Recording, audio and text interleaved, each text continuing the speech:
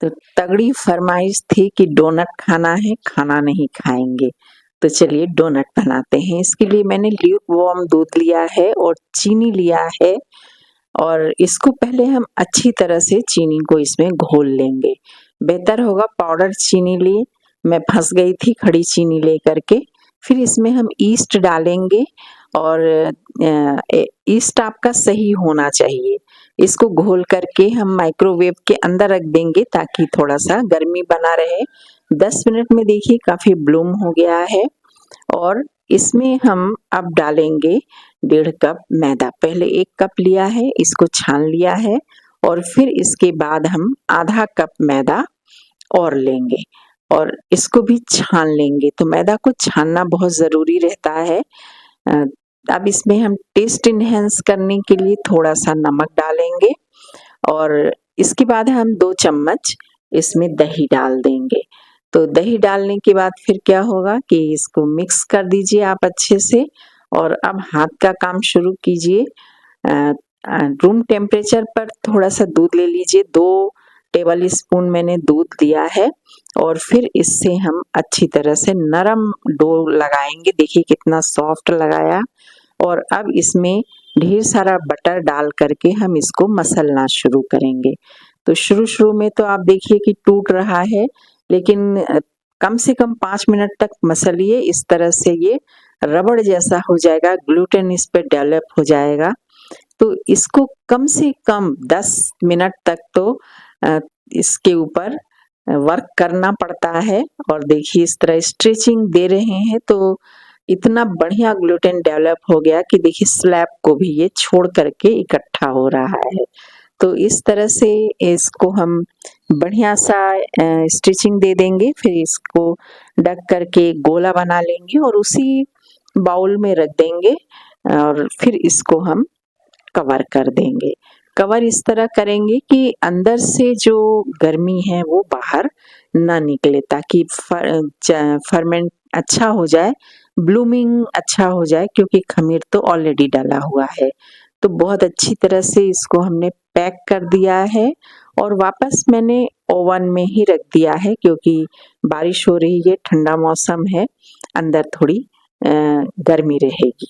इसको चालू वगैरह नहीं किया है और कम से कम 2 घंटे का टाइम देंगे। 2 घंटे के बाद देखिए डबल से भी ज़्यादा ब्लूम हो गया है ये और इसके बाद वाव! है ना? अब इसके बाद हम क्या करेंगे कि स्लैब के ऊपर ही थोड़ा-सा सूखा मैदा छिड़क लेंगे और इस डो को निकाल लेंगे और निकाल करके स्लैब पे रख देंगे। थोड़ा दबा देंगे इसको ताकि इसके अंदर जो एयर भरी हुई है वो निकल जाए। हाथ में अगर चिपक रहा है तो थोड़ा-सा सूखा मैदा यूज़ कर सकते हैं और अब आपको जितने डोनट बनाने हैं उतने हिस्से में इसको काट लीजिए। मैंने 6 हिस्से में काटे थे इसको, 8 हिस्से में काटना चाहिए था क्योंकि डोनट काफ़ी बड़े-बड़े बन गए थे। ठीक है, तो इस तरह से मैंने 6 हिस्से में इसको काट लिया है और ध्यान रखिएगा कि बनते तो छोटे हैं लेकिन फिर ये इसको थोड़ा-सा रेस्ट देने पर ये काफ़ी बड़े हो जाते हैं।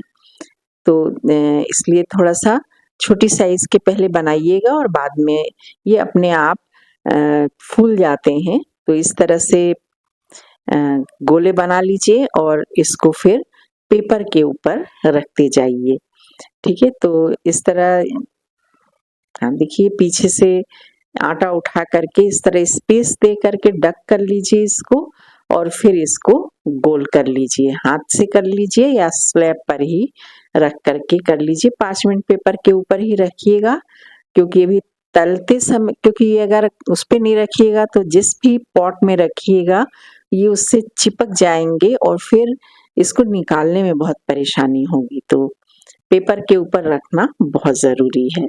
इस तरह से आप सारे भी जितने भी डोनट हैं सारे गोले बना लीजिए इसको ऊपर से थोड़ा-सा फ्लैट कर लीजिए और मेरे पास एक के नोज़ल है, इस नोज़ल की सहायता से मैंने बीच में होल कर दिए हैं। तो सारे डोनट में मैंने इस तरह से होल कर दिए हैं। आप पॉकेट वाला भी बना सकते हैं। तो बीच में फिर थोड़ा-सा इसको फैला दिया है और इसको ढक करके कम से कम आधा घंटा रख देंगे। इस स्लैब की साफ सफाई कर लिया है, इधर ऑयल गर्म होने के लिए रख दिया है। पेपर सहित हम डोनट इसके अंदर डाल देंगे और चिमटे से धीरे से पकड़ करके पलट देंगे, पेपर हटा देंगे और डोनट को लाइट ब्राउन होने तक फ्राई कर लेंगे। तो इस तरह सारे डोनट फ्राई कर लेंगे। तो देखिए मेरे सिर में बहुत दर्द था, लेकिन बच्चों की फरमाइश तो बच्चों की फरमाइश है, जिद पे आ गया तो मेरे को बनाना पड़ा। चंपू हुई पड़ी हूँ, खूब सारा तेल लगा हुआ है। ओके, पर ठीक है। देखिए कितना बढ़िया गोल गोल रिंग जैसा बना है और ये देखिए कितना सॉफ्ट है।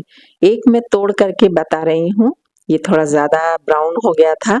तो आप देखिए इस तरह से कितना बढ़िया और कितना स्पॉन्जी बना हुआ है।